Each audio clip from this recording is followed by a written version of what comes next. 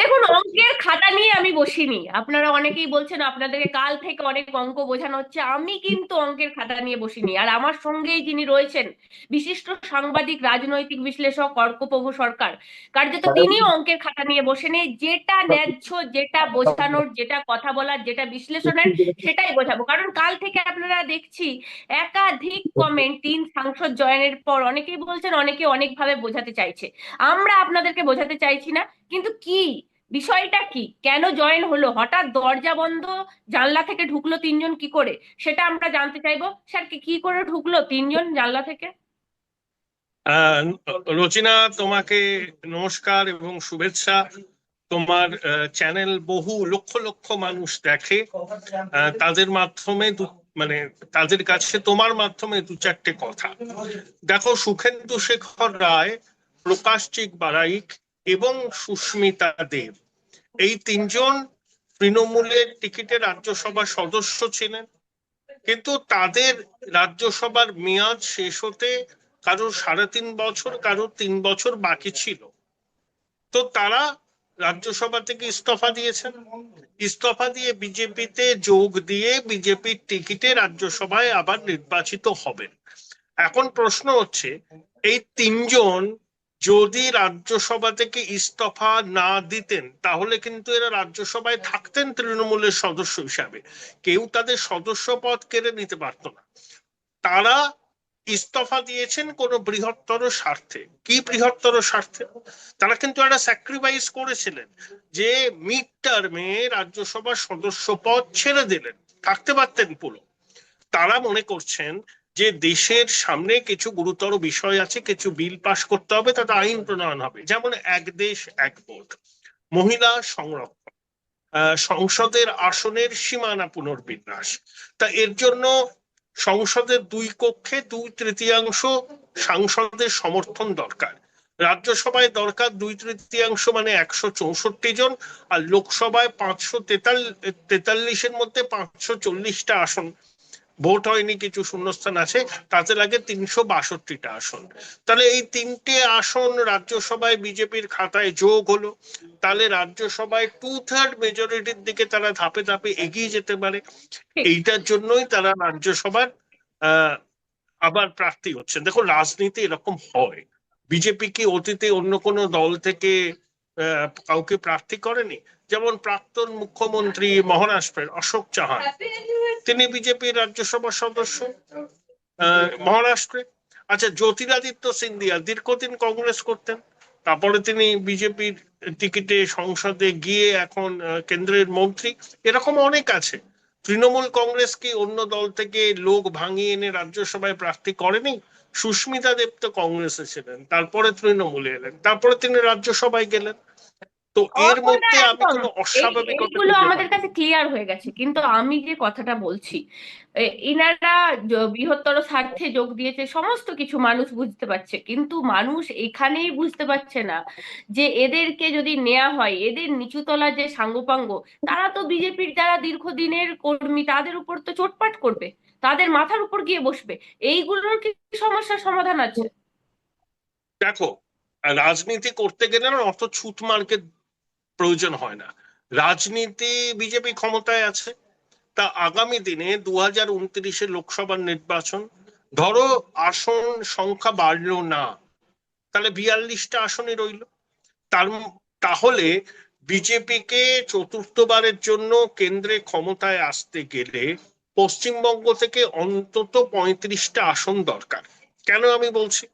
উত্তরপ্রদেশ, মধ্যপ্রদেশ, রাজস্থান, মহারাষ্ট্র, হরিয়ানা, এখানে বিজেপির আর বাড়ার জায়গা নেই। এখানে বিজেপি যেটা পেয়েছে সেটা ধরে রাখা চ্যালেঞ্জ, কমার সম্ভাবনা। তাহলে চতুর্থবারের জন্য কেন্দ্রে এনডিএ সরকার হতে গেলে বিজেপিকে আসন লাগবে, কোত্থেকে তারা পাবে? বিহারে 40, ঝাড়খণ্ডে 14, পশ্চিমবঙ্গে 42, উড়িষ্যায় 21, আসাম 14 সহ এন্টায়ার নর্থ ইস্ট মিলে আরো 11, 25টা। তাহলে এই 140-42টা আসনের মধ্যে বিজেপিকে 110টা পেতে হবে। তাহলে পশ্চিমবঙ্গে তাহলে 35টা আসন পেতে হবে। এবারের বিধানসভা নির্বাচনের ফলাফল তুমি যদি দেখো, তৃণমূল 41% ভোট পেয়েছে। তার মধ্যে মুসলমান ভাই বোনদের ভোট 100টার মধ্যে 90টা পেয়েছে তৃণমূল, আর হিন্দু ভোটের 14 থেকে 15%। তাহলে তৃণমূলের যে 14-15% হিন্দু ভোট আছে, সেই হিন্দু ভোটের 7-8% যদি ওই তৃণমূলের ভোটের থেকে বার করে আনা যায়, তাহলে বিজেপির সুবিধা হবে, তাদের হিন্দু কনসলিডেশন আরো বাড়বে, এবং আসন প্রাপ্তির নিরিখে আগামী দিনে সুবিধা তো হবে। এটা কি দাঁড়ালো, আলটিমেট কি দাঁড়ালো? আলটিমেটটা কি হলো? ভালোই হয়েছে, বিজেপির সংখ্যা রাজ্যসভায় বাড়ছে, এবং যে যে বিলগুলো তারা পাশ করাতে চাইছে সেই বিলগুলো পাশ করার ক্ষেত্রে তাদের সুবিধা হবে। তবে বিজেপিকে এখনো অনেক দূর যেতে হবে, আরো সংখ্যা জোগাড় করতে হবে। আমি এর মধ্যে কোনো অস্বাভাবিকতা দেখি না। সংসদীয় রাজনীতিতে সংখ্যা বড় কথা, সেই সংখ্যা জোগাড় করার জন্য যে পদ্ধতি অবলম্বন করা হয়েছে, অনেকে অনেকের ব্রুকঞ্চন হতে পারে, আমি অত বিশুদ্ধবাদী রাজনীতির পক্ষে নই। পাওয়ার ম্যাটার্স। কেন্দ্রীয় সরকার যে সিদ্ধান্তগুলো নিচ্ছে সেগুলো ঐতিহাসিক সিদ্ধান্ত। তো ঐতিহাসিক সিদ্ধান্তগুলোকে বলছি বলছি চোর তাড়াতে গিয়ে ডাকাত ডেকে আনছি না তো আমি। এই বিলগুলো ঠিক আছে, বিল দেশের স্বার্থে, দশের স্বার্থে, দেশ আগে, সবার আগে, আমি সব বুঝতে পারছি, কিন্তু একটা জিনিস আমাদের জানতে হবে যে কাদেরকে নিয়ে আমরা আমাদের সংখ্যাটা বাড়াচ্ছি, কাদেরকে না, আমরা না, ক্যাবিনেটে করে সংখ্যাটা বাড়াচ্ছি। এই প্রকাশ্যিক বড়াইকের বিরুদ্ধে একাধিক ভোটের আগে অভিযোগ উঠেছিল। এই সুস্মিতা দেব থেকে শুরু করে এই সুখেন্দু শেখরটাকে আমি সরিয়েই রাখবো, কারণ উনি আরজি করের পর থেকেই উনার তৃণমূল বিরোধী মনোভাব আমরা বিভিন্ন ক্ষেত্রে দেখেছি, উনার বক্তব্য দেখেছি, সবকিছু, সব ক্ষেত্রে উনার ক্ষেত্রে আমি উনাকে সরিয়ে রাখবো। কিন্তু এই সুস্মিতা দেব নরেন্দ্র মোদীকে একাধিকবার অকথ্য ভাষায় আক্রমণ করেছে, তার স্ক্রিনশট আপনাকে আমি দেখাতে পারি। তাছাড়াও এই তখনও প্রকাশ্যে তৃণমূল করায় করতো। গরু কয়লা বালি তুলে ভাইপোকে দিত, এই ভিডিওও আছে। মানে এদের বিরুদ্ধে তো আছে। তাহলে আমি বলছি যে চোরগুলোকে একাট্টা করে দেশের দশের স্বার্থে আমি কাজে লাগাবো, চোরকে কাজে লাগাবো, এটা হতে পারে? না, এটা এটা পারসেপশন আছে প্রকাশ সিং সম্পর্কে, প্রকাশ সিং বারাইকে সম্পর্কে, যে হয়তো এই ভাইপোর পারসেপশন। তোলাবাজ হিসেবে কাজ করতো, ভাইপোর তোলাবাজ হিসেবে প্রকাশ্যিক কাজ করতো, এটা এটা আছে। এটা এটা অনেকে বলছেন এটা একটা অভিযোগ আছে, কিন্তু হ্যাঁ, হয়তো এই অভিযোগের সত্যতাও আছে। কিন্তু ও উত্তরবঙ্গের ছেলে, উত্তরবঙ্গে বিজেপির 10টা মন্ত্রী হয়েছে, স্পিকার আছে, উত্তরবঙ্গে বিজেপি সুইপ করেছে। প্রকাশেরও রাজনীতি করতে গেলে একটা রাজনীতির জমি দরকার হয়, তো সেই জন্য ও বিজেপিতে গেছে। এত ছুতমার সংসদীয় গণতন্ত্রে, যেখানে সংখ্যা ম্যাটার করে, সেখানে এত ছুতমার থাকলে রাজনীতি করা যায় না, এটা আমার বক্তব্য। হ্যাঁ, আর অভিযোগ আছে, অভিযোগ কি প্রমাণিত হয়েছে? সুস্মিতা দেবের বিরুদ্ধে কিন্তু কোনো করাপশন চার্জেস নেই। সে মোদিজির এগেনস্টে, অমিতজির এগেনস্টে সংসদে অনেক কথা বলেছেন, সে সুখেন্দু শেখর রায়ও বলেছেন। ঠিক আছে, বিলম্বিত বোধোদয় হচ্ছে, কি করা যাবে? না, দেশের আরেকটা স্বার্থে এই তত। সুস্মিতা দেব বলছেন আমি তো আসামের, আমার সঙ্গে আসামের রাজনীতির যোগ, তাহলে আসামের রাজ্যসভা উনি অলংকৃত করতে পারতেন, উনি কেন বেঙ্গলের রাজ্যসভা অলংকৃত করলেন? এই ভিডিও তো আমরা দেখতে পাচ্ছি। আসামে আসামে এখন কোনো রাজ্যসভায় হয়তো আসন খালি নেই। এই তিনজন যাই করুক না কেন, একটা তো ত্যাগ স্বীকার করেছেন। এরা 3 বছর আরো থাকতে পারতেন রাজ্যসভায় তৃণমূলের হয়ে, কিন্তু ওরা পদত্যাগ করেছেন। বাকি যে মেয়াদটুকু আছে সেই মেয়াদে বিজেপির টিকিটে এরা যাবেন। এর মধ্যে হ্যাঁ, বিশুদ্ধবাদীরা তারা ব্রুকঞ্চন হতে পারে, তারা বলতে পারে এটা কি হলো, বিজেপির কি তৃণমূলীকরণ হচ্ছে? আমি কিন্তু এই ব্যাখ্যার সঙ্গে সহমত নই। তৃণমূল থেকে লোক নিতে হবে, বিজেপিকে বাড়াতে হবে। তৃণমূলের যারা স্বচ্ছ ভাবমূর্তির কর্মী আছেন, সমর্থক আছেন, বা কিছু নেতা আছেন, তারা যদি বিজেপিতে আসতে চায়, বিজেপির নেতৃত্ব যদি মনে করে যে তাদের নিলে দলের ভালো হবে, তো নেবেন। কিন্তু প্রসিদ্ধ তোলাবাজ, প্রসিদ্ধ ডাকাত, হ্যাঁ, সরকারি ত্রিপল চুরি করেছে, কাটমানি খেয়েছে, চাকরি বিক্রি করেছে, তাদের স্থান হবে না বিজেপিতে, এটুকু আচ্ছা নিশ্চিন্ত অর্ক, থাকবে। একদম আমি একটা অর্কদা একটা কথা জিজ্ঞাসা করবো, তাহলে মমতা বন্দ্যোপাধ্যায় তো বিশুদ্ধ রয়েছেন, উনার তো এগেনস্টে সেরকম কোনো চার্জ নেই, তাহলে মমতা বন্দ্যোপাধ্যায় কেউ কি নেওয়া হবে? কালীঘাটের উনি তো টালির চালা উনি তো সব বিশুদ্ধ দুর্নীতির তৃণমূল, পাঠশালা। মমতা বন্দ্যোপাধ্যায় তো বিশুদ্ধ তৃণমূল, মমতা বন্দ্যোপাধ্যায় কি নেওয়া হবে? কালীঘাটে কালীঘাটের টালির চালা সব দুর্নীতির পাঠশালা, ওখান থেকে তো সবের উৎস। উনি তো চুরি ডাকাতির মানে তো ডাকাত রানী, সবাই জানে ডাকাত রানী। কুণালদা কি বলেছিলেন মনে নেই? যে সারদার সব থেকে সুবিধাভোগী কে, এখনো উইথড্র করেননি কুণাল দা ওনার বক্তব্য। এই যে বাংলা জুড়ে তৃণমূলের লুম্পেন রাজ, চুরি ডাকাতির রাজ, তা পিসি বাইপো জানতেন না?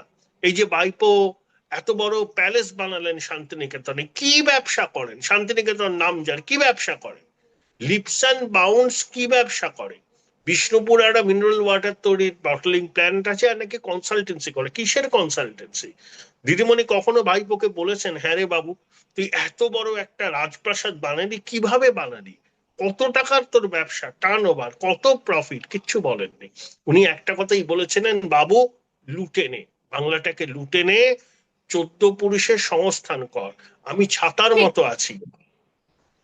আচ্ছা অর্কদা, এই ভাইপো বলছে ডিম থেরাপি হবে না, তো আমি ভয়েস দিতে যাব না, ডিম থেরাপির কথা বলেছেন। তো এটা প্রক্রিয়া। আদালত তো ভোতা মুখ ভোতা করে দিয়েছে, যেতেই হবে 15ই জুলাই। হ্যাঁ, ভাইপোর প্রোটেকশন থাকবে, সেটা সরকারকে নির্দেশ দিয়েছে, প্রশাসনকে নির্দেশ দিয়েছেন মাননীয় বিচারপতি। আর ডিমটার, আরে ভাইপো তো জেলে যাবে, আজ না হয় কাল। হ্যাঁ, এই যে ছেলে কি যাবে? না এরকম যাবে ভালো তৃণমূল হয়ে যাবে, আমাদের তো না, এটাই মনে হচ্ছে এখন। এয়ারওয়েল ওই অ্যাভিয়েশন, সেখানে তৃণমূলের টাকায় প্লেন কিনেছে, হেলিকপ্টার কিনেছে, সেটাই আবার চড়া দামে তৃণমূলকে ভাড়া দিয়েছে। এটা সার্কেল, কেমান আইল্যান্ড, ট্যাক্সের হেভেন, ওখান থেকে 1.7 মিলিয়ন আনসিকিউর্ড লোন পেয়েছে। সবটাই হচ্ছে ইদার কামাল উধার, উদার কামাল ইদার, সব হাওলা ফাওলা অনেক কিছু যোগ আছে। ভাইপো একটা প্রসিদ্ধ তোলাবাজ, এবং বাংলা জুড়ে যা তোলাবাজি, যা সিন্ডিকেট, যা পাচার চক্র, সবকিছুর মধ্যমণি এই ভাইপো। এর ভাইপোর জেলের যেতেই হবে। কিন্তু আদালত কিছু তো গ্রাহ্য, প্রমাণ হচ্ছে না অর্কদা, কিছু তো প্রমাণ করতে পারছে না, ভাইপোকে তো দীর্ঘদিন থেকে জেরা চলছে, কিছুই তো বেরোচ্ছে না আদালত ভাইপো থেকে। আদালত গ্রাহ্য তথ্য প্রমাণ রাখে। এজেন্সির কাজ করছে, সিআইডি নেমেছে, ভাইপোকে চারপাশ দিয়ে ঘিরে ফেলা হয়েছে, পালাবার পথ নেই, পালাতে পারবে না ভাইপো। আমি জানি মানুষ অধৈর্য হয়ে যাচ্ছেন, মানুষ আসল মাথাকে জেলের ভিতরে দেখতে চান, তাদের ধৈর্যচ্যুতির জন্য তাদের কোনো দোষ নেই, কিন্তু তদন্ত প্রক্রিয়ার একটু দীর্ঘসূত্রিতা থাকে, সবাইকে একটু ধৈর্য ধরতে হবে। আসল অপরাধীর স্থান জেলের ভিতরেই হবে। বলছি কোয়েল মল্লিকদেরকে নিয়ে আপনি একটা কথা বলছিলেন, কোয়েল মল্লিক আর আর যিনি রয়েছে রাজীব সিনহা, তাদেরকে নিয়ে একটা কথা বলছিলেন। কোয়েল মল্লিক খুব তাড়াতাড়ি পদত্যাগ করবেন, কিন্তু আবার বিজেপির টিকিটে তিনি রাজ্যসভায় যাবেন না, সেখানে বিজেপিরই কেউ যাবেন। কোয়েল মল্লিককে কোনো সম্মানজনক পুনর্বাসন দেয়া হবে। কেন্দ্র সরকার আর কত একদম আছে। রাজীব সিনহার কথা, রাজীব সিনহাকেও কি রাজীব কুমার আমেরিকায় এখন পড়াচ্ছেন, ছেলে আছে ওখানে, উনিও পদত্যাগ করে দেবেন। রাজীব কুমার আর ভারতবর্ষের রাজনীতি টাজনীতি নিয়ে খুব একটা আগ্রহী নয়, এইটুকুই আমার মনে হয়। মানে উনি বাইরে চলে গেছেন, এখানে যা হওয়ার পিসির সাথে থেকে করে নিয়ে এখন চলে গেছেন, উনি পদত্যাগ করে দেবেন, উনাকে আবার রাজীব পুনরায় কুমার রাজীব কুমার কিন্তু অসৎ অফিসার নয়। হ্যাঁ, রাজীব কুমার পিসির কি বলবো আর কি, পিসিমনের আবদারকে অগ্রাহ্য করতে পারেননি। রাজীব কুমার কিন্তু পুলিশ মহলে জনপ্রিয়, বিশেষ করে পুলিশের নিচের তলায়। হ্যাঁ, তাদের টেক কেয়ার উনি খুব ভালোভাবে করেন। রাজীব কুমারের বিরুদ্ধে দুর্নীতির কোনো অভিযোগ নেই, অভিযোগ কি আছে? সারদার লাল কিসের কথা? ডায়েরি পাচার করা। উনি হীরক রানীর কথায় সবকিছু শুনেছেন, তালে তাল মিলিয়ে চলেছেন, সেই জন্য তাকে এই বিড়ম্বনায় পড়তে হয়েছে। কিন্তু রাজীব কুমার আর্থিকভাবে কোরাপ্ট, এই অভিযোগ তার অতি বড় প্রতিপক্ষ তোলেননি কখনো। দাদা আপনাকে অসংখ্য ধন্যবাদ আমাদেরকে এতক্ষণ সময় দেওয়ার জন্য, নমস্কার। ধন্যবাদ, নমস্কার।